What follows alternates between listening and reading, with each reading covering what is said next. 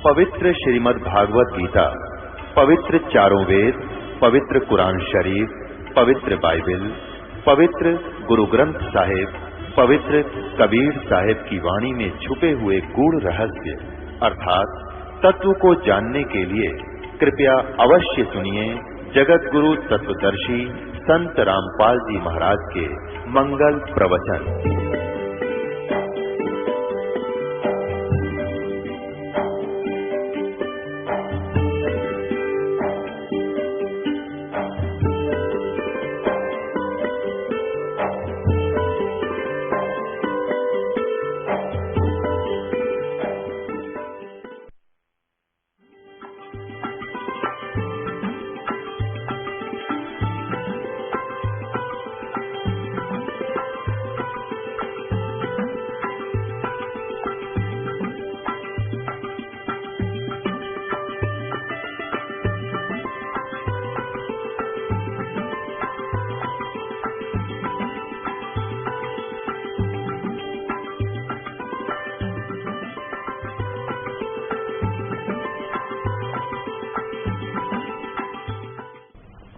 ये रुद्र संहिता है 101 पृष्ठ पे।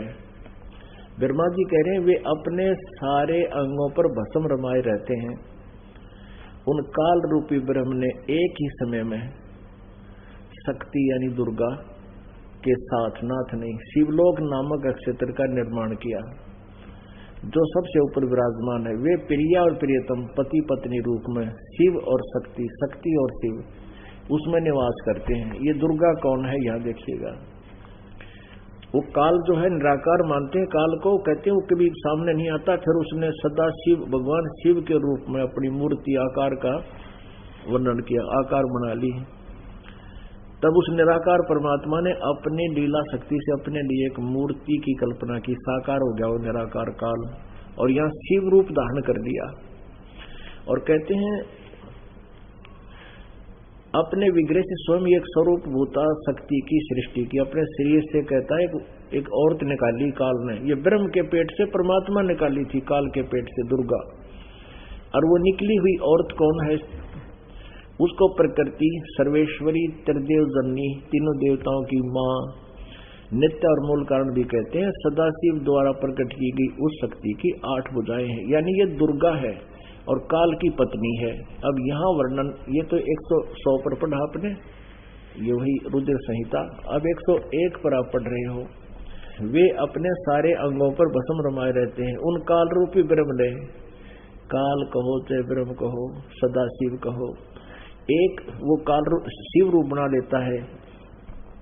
उन काल रूपी ब्रह्म ने एक ही समय शक्ति के साथ शिवलोक नामक क्षेत्र का निर्माण किया।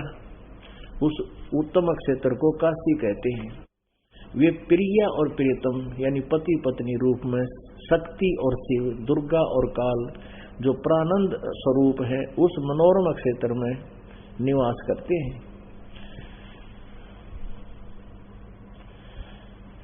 देवऋषि एक समय उस आनंद वन में रमण करते हुए शिवा और शिव के मन में, दुर्गा और काल के मन में इच्छा हुई कि किसी दूसरे पुरुष की सृष्टि करे, यानी कोई पुत्र उत्पन्न करे, करनी चाहिए, जिस पर यह सृष्टि संचालन का महान भार रखकर हम दोनों केवल काशी में रहकर सब इच्छा अनुसार विचरे और निर्वाण धारण करें।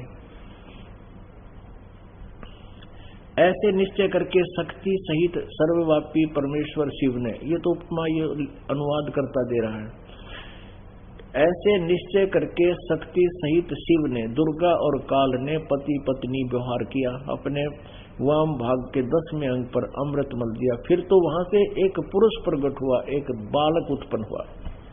यह देखना 102 पृष्ठ पर रुद्र संहिता और संक्षिप्त शिवपुराण 102 पृष्ठ पर नीचे आ जाए।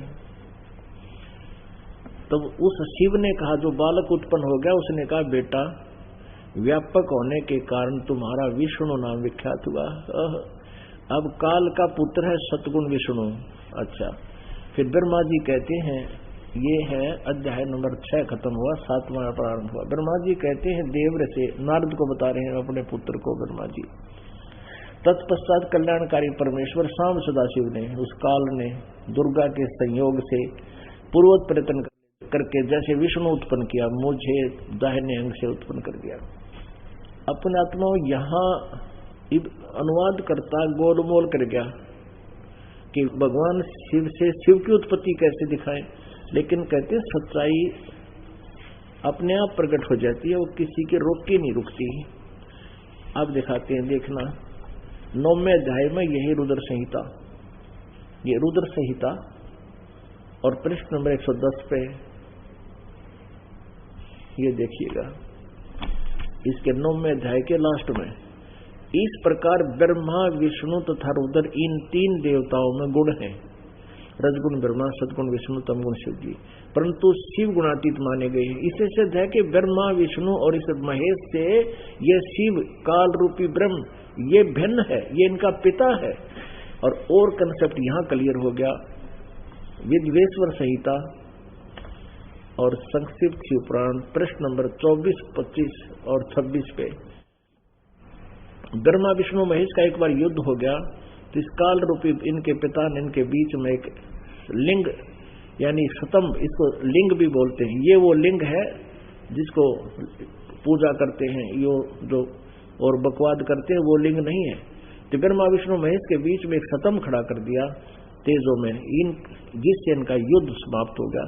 फिर ये काल शिव रूप में प्रकट हो गया, फिर इन दोनों से वार्ता करता है। ब्रह्मा और विष्णु ने पूछा, प्रभु सृष्टि आदि 5 कर्तव्यों के लक्षण क्या हैं, यह हम दोनों को बताइए। भगवान शिव बोले, मेरे कर्तव्यों को समझना अत्यंत गहन है, तथापि मैं कृपा पूर्वक तुम्हें उनके विषय में बता रहा हूं। अब यहां आ जाओ, ये आपने 24 पृष्ठ पे देखा और 25 पे पढ़ा ये, और अब 26 पे फिर पढ़िए, या नीचे देखना। अब ये काल कहता है ब्रह्मा और विष्णु को, पुत्रों तुम दोनों ने प्रसन्न हुए मुझ परमेश्वर से सृष्टि और स्थिति नामक 2 कृत प्राप्त किए। इसी प्रकार मेरी विभूति स्वरूप मेरे ही जैसे हैं रुद्र और महेश ने, ये मैं नहीं, ये ने 2 अन्य कृत, अन्य उत्तम कृत संहार और तिरोभाव। इसी प्रकार मेरी विभूति स्वरूप रुद्र और महेश्वर ने 2 अन्य उत्तम कृत्य संहार और तिरोभाव मुझसे प्राप्त किए हैं। अब सिद्ध हो गया कि ब्रह्मा विष्णु अलग हैं, रुद्र और महेश्वर अलग है। ये महेश है यु काल का पुत्र तमोगुणी, और इस काल ने ही 11 रुद्रों की उत्पत्ति कर रखी है। 10 रुद्रों का युग 11वां रुद्र मुखिया है, और इसके ऊपर भी इसी का कंट्रोल है काल के पुत्र का। तो हमने जो अपना कंसेप्ट जो समझना है, जो क्लियर करना है कि काल जो है ये ब्रह्मा विष्णु महेश का पिता है, और ये ब्रह्मा विष्णु महेश से भिन्न है, इति सिद्धम। और ये क्या कहता है कि मेरा ओम नाम है। मैंने पूर्व काल में अपने सर्वभूत मंत्र का उपदेश किया है, जो ओंकार के रूप में प्रसिद्ध है, यानी मेरा ओम मंत्र है, वह मंगलकारी मंत्र है। सबसे पहले मेरे मुख से ओंकार ओम प्रकट हुआ, जो मेरे स्वरूप का बोध कराने वाला है। ओंकार वाचक है, मैं वाच्य हूं, यह मंत्र मेरा स्वरूप ही है। प्रतिदिन ओंकार का निरंतर स्मरण करने से मेरा ही सदा स्मरण होता है।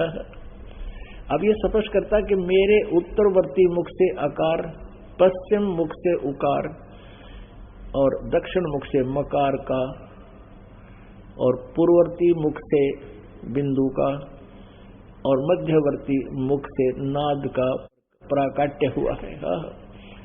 अब इसमें ए उ मै ये 3 अक्षर हैं, और ये ऊपर ना आवाज ये बिंदु है। तो ये 5 अवयवों से एक बन गया। इन सभी अवयवों से, इस प्रकार 5 अवयवों से युक्त ओंकार का विस्तार हुआ। इन सभी अवयवों से एकीभूत होकर यह प्रणव ओम नामक एक अक्षर हो गया। अब जो ये लिखा है ना ओम नमः शिवाय, ये इन फिक्की शाही में लिखा है, ये गलत है। ये ओम नमः शिवाय नहीं है, ये पंच अक्षर मंत्र। तो ये पहले बता दिया कि इन पांचों अवयव से एक होकर इसी से पंचाक्षर मंत्र की उत्पत्ति हुई है। ये पंचाक्षर मंत्र ये हो गया। और के न्यारी उत्पत्ति क्या हुई है? यही पंचाक्षर मंत्र है, ये मेरा मंत्र है। अपने आत्मा ये ओम नमः शिवाय बना दिया ना, यह पंचाक्षर मंत्र है। अकार मकार उकार ये पहले ने बता दिया। ये अब हम हिंदी वाली पढ़ते रहे, ओम नमः शिवाय का रट लगा दिया, ये मूल संस्कृत में नहीं है। अब हमने यहाँ से ये लेना है कि ये ब्रह्मा विष्णु महेश का पिता, ये ब्रह्म है, इसका ओम मंत्र है, ये काल है। अब गीता जी में आते हैं। श्रीमद् भगवत गीता अध्याय नंबर 8 के श्लोक नंबर 13 में यही गीता ज्ञान दे रहा है श्री कृष्ण में प्रवेश करके अपने पुत्र विष्णु में। और ये कह रहा है कि मेरा तो एक ओम मंत्र है। ओम इति एकाक्षरम 8वें अध्याय के 13वें श्लोक में, ओम इति एकाक्षरम ब्रह्म व्यवहारन माम अनुसमरण यह प्रयाति तदंदेहम सयाति परमाम गति। मुझ ब्रह्म का एक ओम अक्षर है, उच्चारण करता हुआ जो शरीर छोड़कर जाता है, इसका सिमरण करता हुआ शरीर छोड़कर जाता है, और ये उच्चारण करके सिमरण करना होता है, तो मेरे वाली यानी ओम से मिलने वाले लाभ को प्राप्त होता है। वो कहाँ जाता है? वो ब्रह्मलोक में। और 8वें अध्याय के 16वें श्लोक में गीता जी में कहा है कि ब्रह्मलोक पर्यंत भी ये प्राणी सभी पुनरावृत्ति में है, जन्म मृत्यु होता है। गीता ज्ञानदाता कहता है 4थे अध्याय के 5वें श्लोक में 9वें में, अर्जुन तेरे और मेरे बहुत जन्म हो चुके हैं, तू नहीं जानता मैं जानता हूँ, मेरे जन्म और कर्म दिव्य है। दूसरे अध्याय के गीता जी के 12वें मंत्र में स्पष्ट किया है कि अर्जुन हम तुम पहले भी जन्मे थे, आगे भी जन्मते रहेंगे, ये ना सोच कि हम वर्तमान में ही हैं। इससे सिद्ध है कि गीता ज्ञानदाता ये ब्रह्म भी नाशवान है। ये क्या कहता है कि यदि तुझे पूर्ण मोक्ष चाहिए, गीता जी अध्याय नंबर 15 के श्लोक नंबर 1 से लेकर 4 में स्पष्ट किया है कि तत्वदर्शी संत वो होगा जो इस उल्टे लटके संसार रूपी वृक्ष को पूर्ण रूप से जानता है, सब विभाग जानता है, सवेदविद। उसके पश्चात उस परमेश्वर के परम पद की खोज करनी चाहिए, जहां जाने के बाद फिर लौटकर संसार में कभी नहीं आते, अर्थात वो पूर्ण मोक्ष प्राप्त करते हैं। और जिस परमेश्वर ने सारे ब्रह्मांडों की रचना की है, मैं भी उसी की शरण में हूं, उसी की साधना करनी चाहिए। अपनी साधना को भी छोड़ रहा है ब्रह्म, कहता मेरी भी नहीं करनी, केवल उसकी साधना करनी चाहिए। इसलिए हे अर्जुन 98वें अध्याय के 62वें श्लोक में कहा कि तू सर्वभाव से उस परमेश्वर की शरण में जा, उसकी कृपा से तू परम शांति और सनातन परम धाम को प्राप्त होगा। अपने आत्माओं, परमात्मा का ये वाक्य, ये अमृत वचन, 3 लोक और भवन चतुर्दश कोई नहीं सत्संगी, कोई भी सत्य से परिचित नहीं है, वेद ज्ञान से भी परिचित नहीं है। अब सतयुग के ब्राह्मणों ने कितना ज्ञान था वो और बताते हैं। वैसे तो समझदार को संकेत बहुत होता है कि जब ब्रह्मा ने ज्ञान नहीं, ये विष्णु को सर्वेश्वर बतावे, विष्णु को ज्ञान नहीं वो दुर्गा को सर्वेश्वर बतावे, दुर्गा को ज्ञान नहीं वो ब्रह्म को सर्वेश्वर बतावे। और ब्रह्म कह रहा है कि वो परमात्मा तो कोई और है, उसकी साधना करो। उसका ज्ञान ब्रह्म को नहीं, वो 4थे अध्याय के 34वें श्लोक में गीता जी में कहता है कि उस ज्ञान को जो 4थे अध्याय के 32वें श्लोक में गीता जी में सच्चिदानंद घन ब्रह्म की वाणी में यथार्थ ज्ञान है, उस तत्व वो तत्व ज्ञान है, उस तत्व ज्ञान को तू तत्वदर्शी संतों से जाकर समझ, वो बतावेंगे। इससे सिद्ध है कि ब्रह्म को भी कंप्लीट नॉलेज नहीं है, वो भी आध्यात्मिक ज्ञान से पूर्ण परिचित नहीं है। तो इससे संकेत तो यही बहुत होता है पुण्यात्मा को। फिर भी सतयुग के ब्राह्मण, ये व्यास जी और वशिष्ठ जी और विश्वामित्र, ये मार्कंडेय, भारद्वाज, ये सारे आ जाएंगे जिनके एक ही सतर्कता, क्योंकि ब्रह्मा से ज्ञान प्राप्त है। देखिएगा श्रीमद् देवी भागवत, वह दुर्गा पुराण, गीता प्रेस गोरखपुर से प्रकाशित है। संपादक हनुमान प्रसाद पोदार, चिमनलाल गोस्वामी। प्रकाशक व मुद्रक हैं गीता प्रेस गोरखपुर से प्रकाशित है। इसके 414 पृष्ठ दिखाते हैं आपको, ये देखिएगा। छठा सकंद 414 पृष्ठ। जन्मे जय ने पूछा, महाभाग किस युग में कैसा धर्म का स्वरूप है, इस संपूर्ण विषय को विशेष रूप से बताने की कृपा कीजिए। व्यास जी बताने लगे फिर ज्ञान। राजन, यह निश्चय है कि सतयुग में ब्राह्मण वेद के पूर्ण विद्वान थे। देखना वेद के पूर्ण विद्वानों के फिर अमृत वचन, उनके द्वारा निरंतर भगवती जगदम्बा यानी दुर्गा की आराधना होती थी। भगवती का दर्शन करने के लिए उनका मन सदा ललायित रहता था। प्रत्येक गांव में शक्ति मंदिर का उद्घाटन हो, इस विषय की उनके मन में बड़ी उत्सुकता थी। आदिया उड़ सतयुग के ब्राह्मणा का ज्ञान थे, वो दुर्गा की भक्ति करते थे, उससे के दर्शन करना चाहते थे। और वेद में कहीं भी दुर्गा की उपासना का जिक्र नहीं, ना गीता जी में कहीं पर उसका वर्णन है। तो यह शास्त्र विधि को त्याग कर मनमान आचरण करते थे और वेद ज्ञान नहीं था। वेद ज्ञान होता तो ये डरेड होते, दुर्गा की पूजा करते। दुर्गा कहती ओम का जाप करो, उस ब्रह्म की साधना करो, सब छोड़ दो। अब यहाँ देखो, धर्म की यही सती थी, त्रेता में भी रही, परंतु कुछ ह्रास हो गया था। सतयुग की जो सती थी वह द्वापर में विशेष रूप से कम हो गई थी। राजन, व्यास जी कह रहे हैं, राजन, उन प्राचीन युगों में सतयुग, त्रेता, द्वापर में जो राक्षस समझे जाते थे, वे कलयुग में ब्राह्मण माने जाते हैं। ओए होए, क्योंकि अब के ब्राह्मण प्राय पाखंड करने में तत्पर रहते हैं, दूसरों को ठगना, झूठ बोलना और वैदिक धर्म कर्म से अलग रहना कलयुगी ब्राह्मणों का स्वाभाविक गुण बन गया है।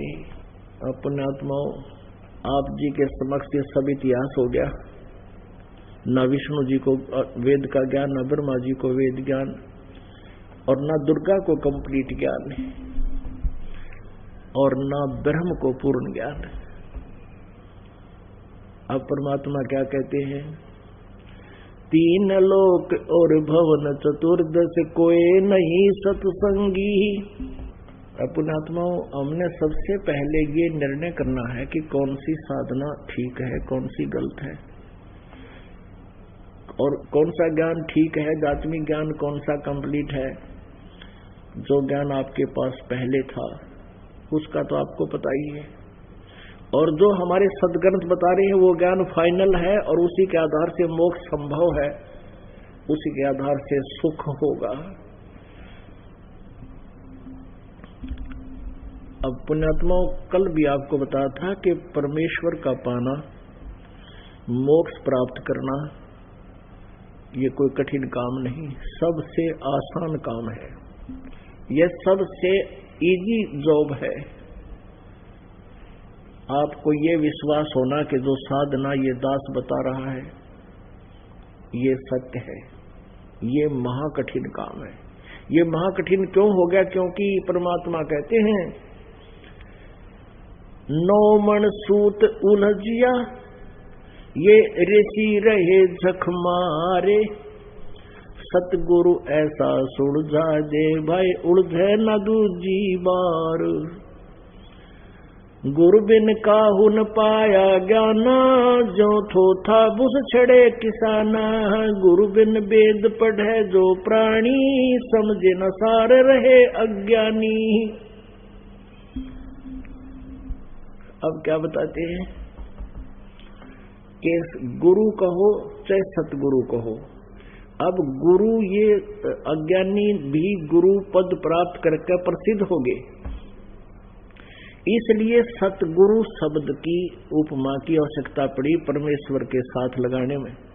उस परम संत के साथ सतगुरु शब्द लगाना इसलिए अनिवार्य हो गया कि नकली गुरु बहुत हो गए। नहीं तो गुरु शब्द ही काफी है यदि ज्ञान ठीक हो। अब क्या बताते परमात्मा के सतगुरु बिन काहू न पाया ज्ञाना, जो थोथा वो छड़े किसाना, और सतगुरु बिन वेद पढ़े जो प्राणी, और समझे ना सार रहे अज्ञानी। पुण्यात्माओं, परमेश्वर कबीर देव जी के अतिरिक्त और उनसे जिनका संपर्क हुआ, साक्षात्कार हुआ, और जिन महान आत्माओं को परमात्मा मिले यहाँ के, अपने गुण के आधार से प्रभु यहाँ आते हैं, जैसा कि वेदों में वर्णित है, ऐसी लीला वो करते हैं। उन महापुरुषों को छोड़कर आदरणीय धर्मदास साहिब जी, आदरणीय नानक साहिब जी, आदरणीय मुल्कदास साहिब जी, आदरणीय दादू साहिब जी, आदरणीय गरीबदास साहिब जी, छुड़ानी वाले, हरियाणा झज्जर जिला में जो पड़ता है छुड़ानी गांव, वो गरीबदास साहिब जी, और खेखड़ा वाले घीसादास साहिब जी, यूपी में बेरठ के अंदर जो ग्राम है खेखड़ा, वहां घीसादास जी को परमेश्वर कबीर जी मिले थे। उनके अतिरिक्त और अब इस दास के ऊपर मेहर की परमेश्वर ने, इस पृथ्वी पर इस मार्ग से कोई परिचित नहीं है। और उन महापुरुषों को परमात्मा ने आदेश दे दिया था कि इसको क्लियर ना करना, अभी गुप्त छुपा के रखना। यदि तुमने अभी उस समय में यदि इसको क्लियर कर दिया जाता, स्पष्ट सार्वजनिक कर दिया जाता, तो ये नकली गुरु भी इसी ज्ञान का ढंडोरा पीट रहे होते, लेकिन ये अधिकारी ना होने से आपका कल्याण नहीं कर सकते थे। परमेश्वर कबीर देव जी ने अपनी सच्चिदानंद घन ब्रह्म की वाणी में, कबीर वाणी में लिखा कि धर्मदास तो लाख दुहाई, ये मूल ज्ञान की तबार न जाई। ये जो तत्व ज्ञान है अभी छुपा के रखना, और मूल ज्ञान तब तक छुपाई जब लग द्वादश पंथ ना मिट जाई। फिर कहा कि धर्मदास तो लाख दुहाई, ये सार नाम की तबार ना जाई। सार नाम बार जो पढ़ी, बिजली पीढ़ी हंस नहीं तरही। अपनात्माओं, नानक साहिब जी की जन्म साखियों में एक बहुत अच्छा प्रमाण मिला है। और पुण्यात्माओं, पवित्र हिंदू धर्म में जन्मे पुण्यात्माओं को अपने ग्रंथों का ज्ञान नहीं, पवित्र सिख धर्म में जन्मे उन पुण्यात्माओं को गुरु ग्रंथ साहिब के अंदर क्या खजाना उसका ज्ञान नहीं, और पवित्र ईसाई धर्म में जन्मे उन पुण्यात्माओं को पवित्र बाइबल के अंदर क्या अनमोल ज्ञान है उसका उनको ज्ञान नहीं। ऐसे ही मुसलमान धर्म में उत्पन्न हुए पवित्र आत्माओं को कुरान शरीफ के अंदर क्या वर्णन है यथार्थ ज्ञान नहीं, वो सभी भी दास ने बताना पड़ा। ऐसे ही एक सिख धर्म के अंदर जो पुण्यात्मा जन्मे हैं उनको ये ज्ञान हुआ, तो उन्होंने फिर और सर्च करने की जो चेष्टा की कि अवश्य कोई और रहस्य मिलेगा। तो जन्म साखी एक सिख बच्चे ने आकर दिखाई कि ये तो जी आपने जो बोला था यह स्पष्ट हो रहा है कि मर्दाना और बालाजी गुरु नानक देव जी के बहुत निकटतम बच्चे थे, शिष्य थे। बालाजी के द्वारा लिखी गई है वो एक जन्म साखी, उसमें स्पष्ट किया है कि नानक साहिब जी यही नाम जाप करते थे जो 2 मंत्र का है, सतनाम यही है। और मर्दाना ने वो जाप शुरू कर दिया था, पर नानक साहिब ने कह दिया था खबरदार जो ये नाम जाप करा तो। अपने आत्माओं क्यों, किस लिए मना किया उन्होंने कि परमेश्वर का आदेश था कि तुम इसका जाप करो, क्योंकि तुम वो महान आत्मा हो जो ऋग्वेद मंडल नंबर 9 सूक्त नंबर 86 के मंत्र नंबर 26 और 27 में कि जिन पुण्य आत्माओं को, श्रेष्ठ आत्मा को, अच्छी आत्मा को, अच्छे पुरुष को वो आकर मिलता है, फिर उनको दृढ़ ज्ञान से दृढ़ करता है, वो दृढ़ भक्त होते हैं। अब नानक जी का जन्म पवित्र हिंदू धर्म में था, और जब नानक साहिब जी को ये ज्ञान हुआ, नानक देव जी को ये ज्ञान हुआ, यथार्थ परमात्मा का साक्षात्कार हुआ, उन्होंने सब लोग लाज तोड़ दी और ब्रह्मा विष्णु महेश का सच्चाई से ज्ञान विरोध करने लगे कि ये पूजा ठीक नहीं। तो उसके माता पिता, वहां उसमें गुरु, रिश्तेदार सब विरोधी हो गए थे। नानक जी ने किसी की परवाह नहीं की, वो दृढ़ भक्त थे, और उन्हीं को परमात्मा आके मिलता है। तो उस समय परमात्मा ने मना कर दिया था कि ये नाम मत देना किसी को, अभी तुम जाप करो और पार हो जाओ। तो परमेश्वर ने यह कृपा बख्शी थी कि ये ज्ञान तो पहले ही था, उनको आदेश नहीं था कि देने का, आगे मंत्र भी देने का किसी को अलाउड नहीं था। इस दास पर वह रजा बख्शी है। ये बीचली पीढ़ी आ गई। अब शिक्षित समाज हो गया। पहली जो पीढ़ी थी पुण्यात्मा थे सभी मानव, लेकिन इन नकली गुरुओं ने उनको मिसगाइड करके उनका जीवन व्यर्थ कर दिया। और यदि उस समय ये ज्ञान मालिक का प्रकाश आ जाता तो ये नकली संत ऋषि महर्षि इसी ज्ञान का ढंढोरा पीटते मिलते। आज ये राधा स्वामी वाले फंस गए, 5 नाम देर 5 काल के। अब पुण्यात्मा होंगे वो समझ जाएंगे, और बुद्धू होंगे पड़े रहेंगे। परमात्मा कहते हैं कि बेखों के लश्कर फिरे ये बाणी चोर कठोर, और सतगुरु धाम न पहुंचेंगे ये 84 के ठोर। चातुर प्राणी चोर हैं ये मूड मुग्ध ठोठ, और संतों के नहीं काम के इनको जोगल जोट। इतना प्रमाण देखकर भी नहीं मान रहे हैं तो फिर वो बुद्धू हैं, मूड हैं, ठोठ हैं, वो तो वही ठीक है। यहाँ तो पुण्यात्मा आएंगे जिनके अच्छे दिन होंगे, बहुत पुण्य होंगे। जो ये कंसेप्ट हम कन्वे करना चाहते थे कि ये जो मंत्र है ये साधना परमेश्वर ने 600 वर्ष पहले वर्णित कर दी थी, लेकिन इनको गुप्त रखा था। और अब इस समय में ये पिछली पीढ़ी आ गई, सब शिक्षित है। और लास्ट की जो पीढ़ी होगी इस कलयुग में मानव समाज जो होगा बिल्कुल कृतघ्नी हो जाएंगे।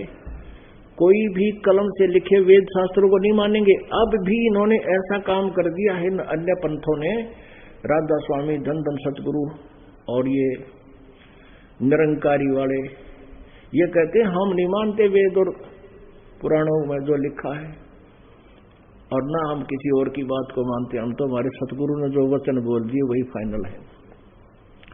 तो अब ये नास्तिकता की ओर ले जा रहे हैं इन पुण्यात्माओं को, जिन्होंने 20-20, 30-30, 40-40 वर्ष हो गए उन दूसरे पंथों से उपदेश लिए। और जो पहले क्योंकि उनके पुण्य थे तब तक तो वो ठीक चले, चार्जर ठीक लगा नहीं, साधना ठीक मिली नहीं, तो उनके वो पुण्य अक्षीण हो लिए। अब उनकी दुर्गति हो रही है। यहाँ आकर नाम लेते हैं, जो इस ज्ञान को सुनते हैं वो रोते हैं बैठकर घंटों, अगर हमने जीवन बर्बाद कर दिया उन नकली संतों और पंथों के पास जाकर। पुण्यात्माओं, सौभाग्य आपका कि आपके ऊपर परमात्मा की मेहर वर्षा हो रही है, ये दया हो रही है प्रभु की, आपको खजाना मिल रहा है। काल ने इसको छुपा रखा था कि कहीं ये मनुष्य का हाथ लग गए सब पार हो जाएंगे। परमात्मा ने आके इसके ऊपर पड़ा हुआ वो अड़ंगा हटा दिया। कबीर परमेश्वर कहते हैं 9 मन सूत उलझिया, यानी एक मन में 40 किलो और 9 मन में 360 किलो वजन होता है। 1 किलो सूत अगर उलझ जावे, कच्चा धागा होता तो उसको सूत बोला करते, जो चरखे पकाता जाता था, और उसको अगर उलझ जावे उसको सुलझाना बहुत कठिन हो जाता था। सारा दिन 1 किलो सूत नहीं सुलझे, उलझा हुआ हो तो, और उसको सुलझाना, उससे अगर उसको तोड़े तो गांठ लग जाए, गांठ लगे तो कपड़ा ठीक नहीं बना जा, वो मेहनताना खत्म हो, तो उसको सुलझाना अति आवश्यक और गांठ नहीं पड़नी चाहिए। 1 किलो को सुलझाना इतना कठिन, और 9 मन सूत उलझा हुआ हो, तो इन अज्ञानी संतों ने काल प्रेरणा से इस आध्यात्मिक ज्ञान रूपी 9 मन सूत को उलझा रखा था। कोई कुछ मंत्र कहे, कोई कुछ बतावे, कोई डेफिनेशन बना रखी है। अब परमात्मा कहते हैं 9 मन सूत उलझिया, ऋषि रहे झकमार, और सतगुरु ऐसा सुलझा दे, उलझे ना दूजी बार। अपने आत्मा ये ऐसा ज्ञान क्लियर हो गया है, ऐसा क्लियर हो गया, इस कलयुग में युद्ध दोबारा नहीं उलझेगा नहीं। जिन्होंने भक्ति करनी है उनका बेड़ा पार है, जिन्होंने नहीं करनी है वो उनकी अपनी किस्मत, उनका दुर्भाग्य होगा। लेकिन अब कलयुग में भक्ति युग जब तक ये चलेगा, अब ज्ञान दूसरा नहीं रहेगा, एक यही ज्ञान रहेगा विश्व में। और इस ज्ञान के सामने ये नकली ज्ञान टेकेंगे नहीं। और ज्ञान सब ज्ञानड़ी, कबीर ज्ञान सो ज्ञान, जैसे घोड़ा तोब का भाई करता चले मैदान। और ज्ञान सब ज्ञानड़ी, अब आपने सारे की ज्ञानड़ी सुन ली। ब्रह्मा विष्णु ने सर्वेश्वर बतावे, विष्णु दुर्गा को सर्वेश्वर, यानी इसके ऊपर कोई भगवान नहीं, कोई देवता नहीं। दुर्गा ब्रह्म को सर्वेश्वर बतावे, और ब्रह्म कहता है वो परम अक्षर ब्रह्म है, उसका भी मुझे ज्ञान नहीं, कोई तत्वदर्शी संत बताओगा। और वो तत्वदर्शी संत परमात्मा ने दया कर दी, इस दास का मोतियाबिंद हटा दिया, सब ज्ञान मुझे दे दिया। तो अब भी नहीं समझेंगे तो फिर का ग्रंथ फिर तर रब भी राखा ना रहे। अब कहते हैं ना, अब तो रब ही राखा है, अब फिर रब भी राखा ना रहे, आपका रखवाड़ा नहीं होगा, क्योंकि आप उस रब की आज्ञा की अवहेलना करोगे यदि अब सत साधना नहीं करोगे, पुरानी साधना को नहीं छोड़ोगे। अब परमेश्वर ने अपने सच्चिदानंद घन ब्रह्म की वाणी में क्या बोला है? कर्ता ऊपर चोट है, कहते हैं करतार, मूल लहे नहीं मूर्खा, ये गिनते हैं क्यों डार। परमात्मा कहते हैं कि एक कबीर परमेश्वर के अतिरिक्त यदि कोई और अपने आप को कर्ता मानता है, भगवान मानता है, वो कर्ता नहीं है। ये चतुर्भुजी भगवान कहावे, हर हट डोर बंदे सब आवे। ये कोटिक करता फिरता देखा, हर हट डोर कहू सुन लेखा। अब क्या बताते हैं? कर्ता ऊपर चोट है, कहते हैं करतार। इनका कहते हैं सब दुखी होंगे जो अपने आप को एक उस परमात्मा को छोड़कर अपने आप को कोई प्रभु मानता है। और मूल लहे नहीं मूर्खा, गिनते हैं क्यों डार। मूल जड़ को नहीं पकड़ रहे, जड़ को ग्रहण नहीं कर रहे, मूल गहे नहीं मूर्खा, ये गिनते हैं क्यों डार। यानी ऊर्ध्व मूलम अधः शाखम, ऊपर को जड़ नीचे को शाखा वाला ये संसार रूपी उल्टा लटका हुआ वृक्ष है। इसका मूल कौन है? वो परम अक्षर ब्रह्म है। कहते परम अक्षर ब्रह्म को ग्रहण नहीं कर रहे हैं, ये आन उपासना क्यों करते हैं नालायक। सतगुरु साहेब एक है, दूजा भरम विरोधे। बिन सतगुरु सूझे नहीं, चाहे पढ़ो 18 बोधे। बिना सतगुरु के ये ज्ञान आध्यात्मिक नहीं हो सकता, चाहे 18 बोध पढ़ते रहो। गलघोटा गुरुआ घने, ये फांसी दे अड़ाए। 12 तिलक बना के ये जमपुर दे धकाए। क्या बताते हैं? ये गलघोटा गुरु गणे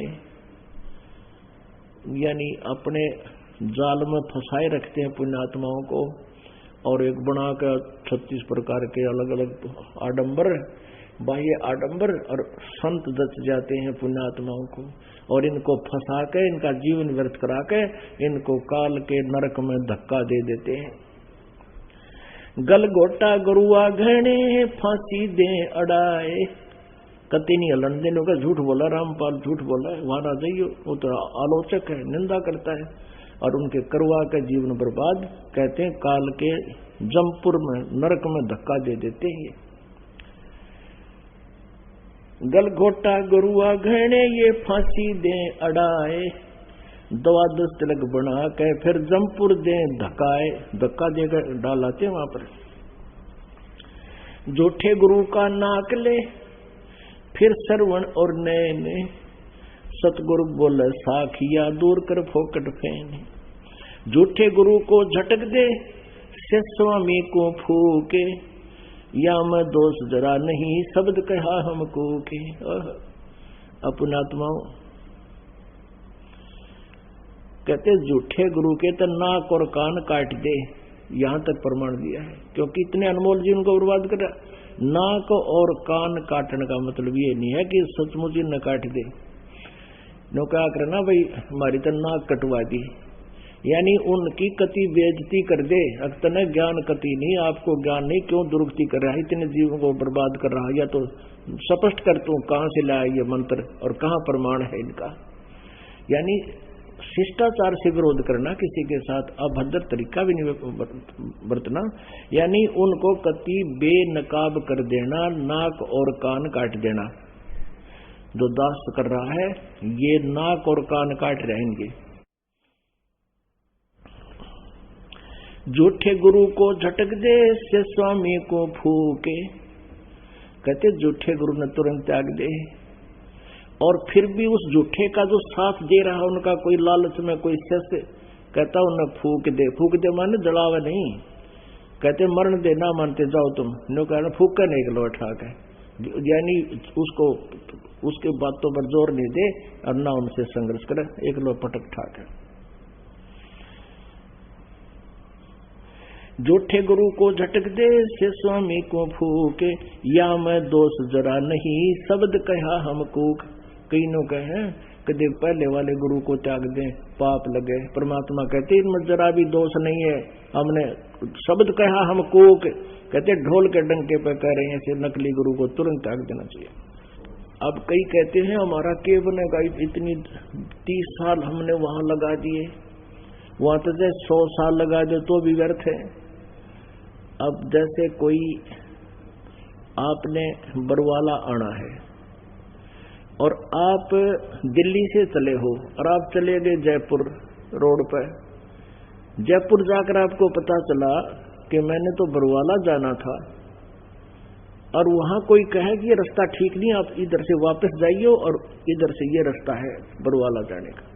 अब वहां कोई ये कहेगा कि मैं आ गया 200 किलोमीटर, अब मैं मेरा क्या बनेगा, कैसे जाऊं ऊपर, मैं तो इसी तरफ चलूंगा। तो मूर्ख कह सके कि कोई शराब पी रहा हो, क्या भांग पी रहा हो, वो बोल सकता है ये बातें, या कति अज्ञानी बुद्धू। आगे फिर उसी में बड़ा मूर्खता है, उसको तुरंत वापस हो जाना चाहिए, समझदार का काम है। उसने तुरंत त्यागे और वापस अपने उसको कुमार्ग को त्याग कर सुमार्ग स्वीकार करे। क्या बताते हैं, पीछे गई सो जान दे ले रहती को राखे, उतरी लाव चढ़ाइयो करो अपुटी चाखो। अब पहले परमात्मा की उदाहरण दे रहे हैं कि पहले जो कुआं होता था और कुएं से एक तो रहट लगाकर सिंचाई करते थे, रहट हरहट एक पुली होती थी, बहुत बड़ा व्हील, और उसके ऊपर चैन लगा दिया करते थे, वो बहुत लंबी कुएं के पानी तक लटक जाती थी और वो पुली के ऊपर से उसको डबल करके वेल्ड कर देते थे, उसके बाल्टियां वेल्ड कर देते थे और पानी चलता था, वो घूमती थी, ऊपर जल खाली हो जाता और नीचे बाल्टियां भरकाती, ऊपर खाली हो जाती। ये तो अरहट था। एक कुआं होता था, उसमें एक चड़स होती थी, चड़स बहुत बड़े चमड़े का एक बहुत बड़ा पात्र बन जाता था, जिसमें नीचे से जल भरते थे और ऊपर सिंचाई करते थे। तो उस चड़स में लंबा रस्सा होता, उसको ला बोलते थे, लंबा रस्सा ला, और उस चड़स को यानी एक जैसे कपड़ा समझ लो, चमड़ा होता था, उस चमड़े को ऊपर रस्सी से बांध दिया जाता था, उसमें पानी जल ज्यादा आ जाता था, यानी 1 क्विंटल के करीब उसमें जल एक बार निकलाता था बाहर। उसको भर के और एक पुली होती थी, पुली जैसे पुराने कुओं के ऊपर बाल्टियां से पानी निकालते हैं, एक लोहे की पुली होती है, उसके ऊपर रस्सी डालकर रस खींचते में बहुत आसानी हो जाती है। जब पुली के ऊपर से रस्सा डालकर उसका खींचते हैं तो आसानी से जल बाहर आ जाता है, और उस पुली से नीचे रस्सी उतर जाए नीजू तो उसको बड़ी कठिन हो जाता है, खींचना बड़ी मुश्किल हो जाती है। और फिर उसको ऊपर उस पर चढ़ा ले, उस पुली पर उस ला को रख ले तो बहुत आसानी हो जाएगी। तो यहां कहते हैं पीछे गई सो जान दे ले रहती को रखे, उतरी ला चढ़ाइए करो अपूठी चाख। कि तुमने शास्त्र विधि अनुसार साधना त्याग कर उस पुली से नीचे रस्सा कर लिया, अब पूरा जोर लगा रहे हो और वो काम बन नहीं रहा। कहते इसको फिर से उसी पुली पर रख लो, उस ला को पुनः उस पुली पर रखो और फिर आसानी से आपका वो काम सरेगा। यानी शास्त्र विदिता का मनमाना आचरण कर रहे हो, महा दुखी हो रहे हो, और फिर से इस रस्ते को उस पुली पर फिर से रख लो, शास्त्र को साधना शुरू कर दो, आपके सारे ठाठ हो जाएंगे। बोलो सतगुरुदेव की जय हो।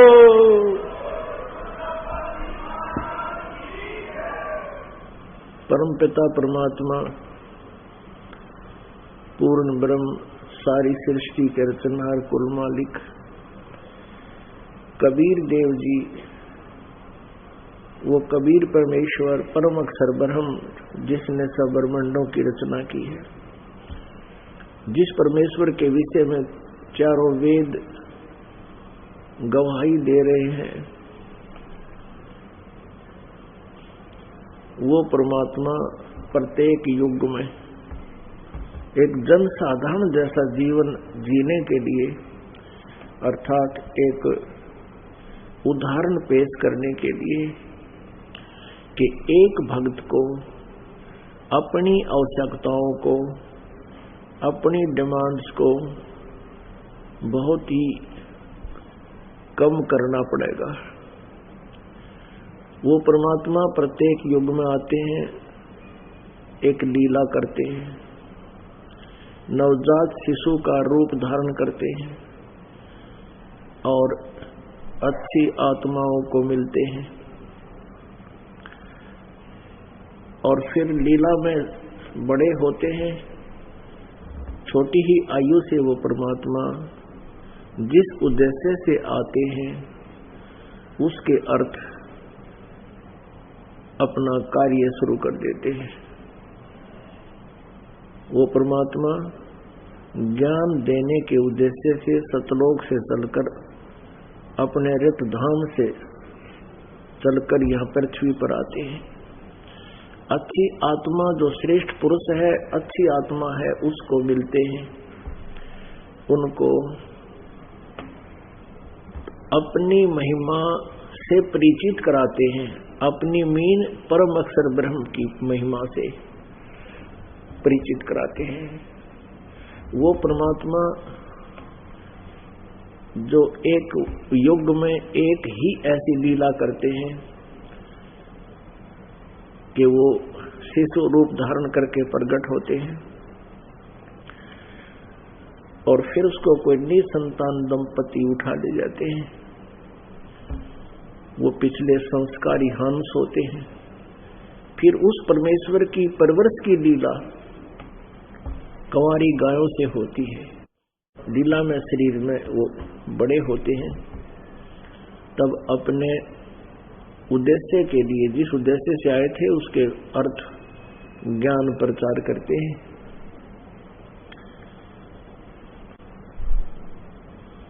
पुण्यात्माओं, 600 वर्ष पहले परमेश्वर कबीर देव जी ने कहा था कि वेद मेरा भेद है, मैं वेदन में नाही, और जौन वेद से मैं मिलूं वो वेद जानते नहीं। परमेश्वर कबीर देव जी ने कहा था कि चारों वेद मेरा ही गुणगान कर रहे हैं, मेरे ही बारे में जानकारी दे रहे हैं, लेकिन इन चारों वेदों में ऋग्वेद, यजुर्वेद, सामवेद और अथर्ववेद, इन चारों वेदों में मेरे पाने की विधि नहीं है, मेरी पूजा की विधि नहीं है, बाकी सब महिमा मेरी ही है। अब पुण्यात्माओं, 600-550 वर्ष पहले परमेश्वर एक जुलाहे जाति में प्रगट और एक बिल्कुल पुअर मैन, एक बिल्कुल निर्धन व्यक्ति की तरह रह रहे थे। घास फूस की झोपड़ी में कपड़ा बुनते थे और उससे होने वाली इनकम से अपने परिवार का पोषण करते थे। परमात्मा का परिवार कौन था, कितने सदस्य थे? एक उनके मुंह बोले माता पिता, माता और पिता, नीरू और नीमा, जो परमेश्वर को लहर तारा तालाब से कमल के फूल से उठा कर लाए थे, और एक लड़का और लड़की जो परमात्मा की निजी संतान नहीं थी। एक लड़का मृत्यु को प्राप्त हो गया था, उनके कुल वालों ने, उनके वंश ने उसमें जल प्रवाह कर दिया था। कुछ कबीले ऐसे होते हैं जो ना गाड़ते हैं ना जलाते हैं और वो जल प्रवाह कर देते हैं अंतिम संस्कार के रूप में। ऐसा अंतिम संस्कार किया हुआ बट लड़का एक फ्लोटिंग जल प्रवाह कैसे करते हैं, एक फ्लोटिंग बनाते हैं, ऐसा घास फूस का एक बेड़ा सा बना देते हैं तैरने वाला, और उसके ऊपर आदत उसको बच्चे को मर्द को लटा देते हैं शव को, और फिर उसको बहा देते हैं दरिया में, चलता कर देते हैं, बिल्कुल वो तैरता हुआ जाता है। ऐसा ही ये बालक 13 वर्ष की आयु का तैरता हुआ आ रहा था, अंतिम संस्कार किया हुआ। सिकंदर लोधी दिल्ली का बादशाह, उसको जलन का रोग था, असाध्य रोग था, कहीं भी आराम नहीं हुआ था। कबीर परमेश्वर जी के आशीर्वाद मात्र से वो स्वस्थ हो गया था। और सिकंदर लोधी दिल्ली के बादशाह, मुसलमान बादशाह ने स्वामी रामानंद जी, जो कबीर जी एक लीला में उनको गुरु धारण किए हुए थे, स्वामी रामानंद जी का कत्ल कर दिया था, गर्दन काट दी थी सिकंदर लोधी ने। सिकंदर लोधी बादशाह के सामने परमेश्वर ने उसको जीवित कर दिया था, रामानंद जी को। सिकंदर लोधी के हृदय में कबीर परमेश्वर की एक विशेष आस्था होगी और वो कबीर साहिब के गुणगान करने लगा। इस बात की ईर्षा होगी उसके निजी पीर को, गुरु को, जो जिसका नाम शेख तकी था। उस शेख तकी ने नाराजगी व्यक्त की और कहा कि अब तू मुसलमान नहीं रहा बादशाह, तू हिंदू हो गया, तूने एक हिंदू को गुरु बना लिया और मैं सभी मुसलमानों को कह दूंगा कि राजा काफिर हो गया। इस बात से सिकंदर लोधी काफी भयभीत हो गया। कबीर परमेश्वर के सामने उसने अपनी ये अर्ज रखी तो कबीर जी ने कहा कि तेरा पीर कैसे प्रसन्न होगा। सिकंदर लोधी ने पूछा अपने पीर से कि आप क्या चाहते हो। शेख तकी कहने लगा कि आप कहते हो कि कबीर ने रामानंद जी को जीवित कर दिया, मैं कैसे मान सकता हूं, मेरे सामने ऐसी कोई घटना नहीं घटी और आप तो इसको महत्व दे रहे हैं। मैं इस कबीर को तब मानूंगा ये अल्लाह का पैगंबर है, मेरे सामने कोई मृत को जीवित करे। एक दरिया के किनारे खड़े थे, वहां वो 12-13 वर्ष के आयु का मृत बालक का शव वहां आ गया। तब कबीर परमेश्वर ने ये चाहा था कि यदि शेख तकी मान लेगा मेरी बात को तो सभी मुसलमानों को समझा देगा, ये मेरे बच्चे मुझे पहचान लेंगे। लेकिन परमात्मा ने उस लड़के को जीवित भी कर दिया, लेकिन शेख तकी के विपरीत विचार ही रहे। वो लड़का जो जीवित किया, सभी ने कहा, दर्शकों ने कि कमाल कर दिया, कबीर जी कमाल कर दिया। लड़के का नाम कमाल रख दिया और अपने पुत्र के रूप में परमेश्वर ने अपने साथ रखा। ऐसे ही फिर शेख तकी ने दूसरा दाव लगाया कि शेख तकी की अपनी पुत्री 12-13 वर्ष की आयु की मृत्यु को प्राप्त हो गई थी, उसको कब्र में दबा रखा था। शेख तकी ने सिकंदर लोधी से कहा कि मैं कबीर को तब पैगंबर मानूंगा मेरी लड़की को जीवित करके दिखा दे। वो लड़का तो सदमे में था, वैसे जीवित कर दिया। सदमे में होता है, वो जीवित अपने आप ही हो गया, उसका समय सद गया। अब परमेश्वर कबीर जी के सामने ये बात गई। कबीर परमेश्वर जी ने कहा कि मुनादी करा दे राजन, तीसरे दिन उस लड़की को जीवित किया जाएगा। शेख तकी ने सब जगह आसपास मुनादी करवा दी, कई हजारों की संख्या में दर्शक उपस्थित हो गए।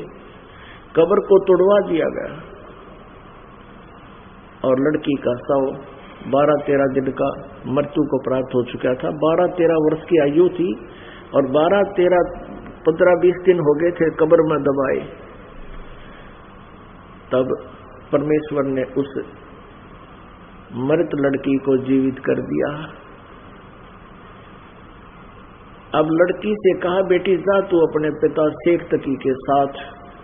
लड़की ने कहा कि नहीं, मुझे अपना पिता मिल गया। 1.5 घंटे तक उस लड़की ने, जो जीवित की थी परमात्मा ने, 1.5 घंटे तक ऊंची आवाज में कहा कि ये अल्लाहु अकबर है, ये पूर्ण ब्रह्म है, सारी सृष्टि का रतनहार है, हिंदू और मुसलमान दो नहीं है, हम एक पिता की संतान हैं और ये मेरे पिता जो हैं ये मान ईर्षा के वश मान बढ़ाई के कारण परमात्मा को पहचान नहीं रहे हैं। ऐसे नकली पिता के साथ मैं कभी नहीं रहूंगी। इस पिता के साथ मेरा संस्कार खत्म हो चुका था, अब मुझे ओरिजिनल फादर मिल गया। परमात्मा के इस लीला को देखकर,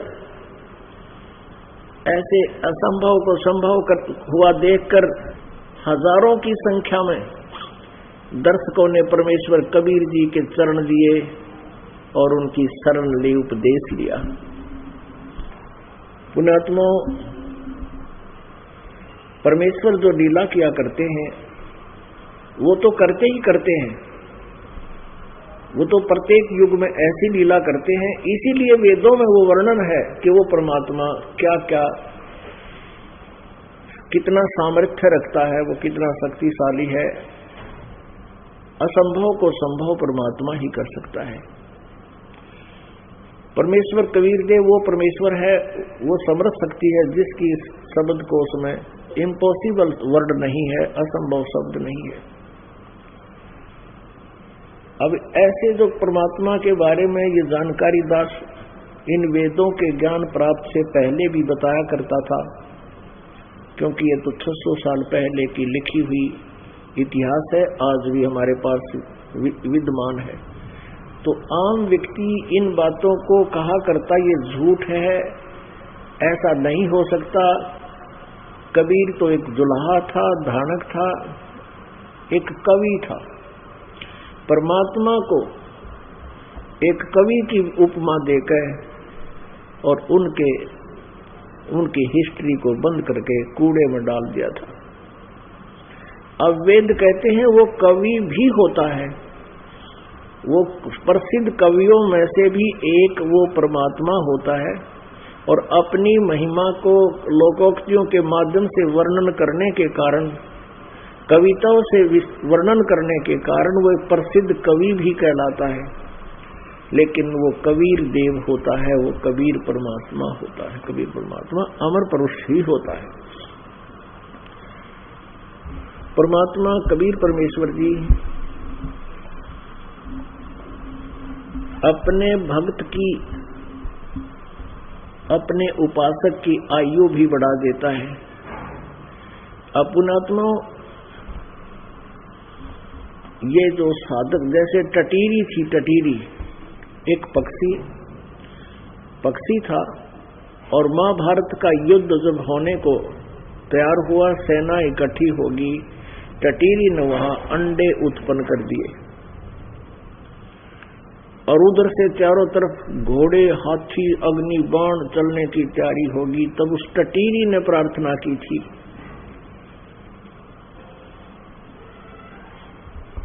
मेरे बच्चों की रक्षा कीजिए प्रभु। तो पिछले जन्म जन्मांतर की परमेश्वर की किसी जन्म में भक्त नहीं रही थी, अब अपने दुर्भाग्यवश वो संस्कारवश एक जीवन पक्षी का भोग रही थी। तो उस टटीरी के पिछले जन्म जन्मांतर के किसी शुभ संस्कार के आधार से परमात्मा ने उसके अंडों की रक्षा की। वहां अग्नि बाण चले, करोड़ों आदमी मर गए, युद्ध में मृत्यु को प्राप्त हुए, अंडों को आंच नहीं आने दी। उसके ऊपर एक बहुत बड़ा हाथी का घंटा, जो घंटी होती है गले में, वो बहुत भारी था, वो गिर डाल दिया, ऊपर टूट के गिर गया, वो बच्चे बचा दिए। ऐसे ही ये हंस जो पिछले जन्म के थे कमाल, उस लड़के का नाम कमाल रख दिया, सबने कहा कमाल कर दिया, कमाल कर दिया। परमेश्वर ने उस लड़के का नाम कमाल रख दिया। लड़की को जीवित किया, सभी ने कहा कमाल कर दिया, उस लड़की का नाम कमाली रख दिया। और दोनों बच्चों को पुत्र और पुत्री के रूप में परमेश्वर कबीर जी ने अपने साथ रखा। ये परिवार था परमेश्वर का। उनके कोई पत्नी नहीं थी। पुण्यात्मा परमात्मा की लीला दिखाते हैं कि वो परमेश्वर आयु भी बढ़ा देता है। ये देखिएगा ऋग्वेद मंडल नंबर 10, प्रकाशक सार्वदेशी कार्य प्रतिनिधि सभा, महर्षि दान भवन, रामलीला मैदान, नई दिल्ली से प्रकाशित है। मुद्रक के Prince offset printers, 1510 Pataudi house, Daryaganj, नई दिल्ली। देखिएगा ऋग्वेद मंडल नंबर 10 सूक्त 161 161 और मंत्र नंबर 2। यदि रोगी नष्ट जीवन शक्ति वाला हो गया है, यदि अथवा सीमा से परे चला गया है, यदि मृत्यु के समीप पहुंच गया ही है, तो भी उस रोगी को इन्होंने यो डंगा डाल दिया, मैं वैद, क्योंकि ये नहीं मानते, क्योंकि इन्होंने भगवान को अपाइद सिद्ध कर रखा है इस दयानंद ने। और दयानंद की सोच के अनुसार इस अनुवादक ने यहाँ इसको ये वैद लिख दिया। ये कोई औषधियां की बुक थोड़ी है, ये कोई दवाइयां किताब नहीं, ये तो परमात्मा की महिमा का गुणगान है। कष्ट प्रद रोग के पंजे से छुड़वा लाता हूँ, 100 वर्षों की शरद ऋतुओं अर्थात 100 वर्ष तक जीने के लिए उसको बलयुक्त करता हूँ।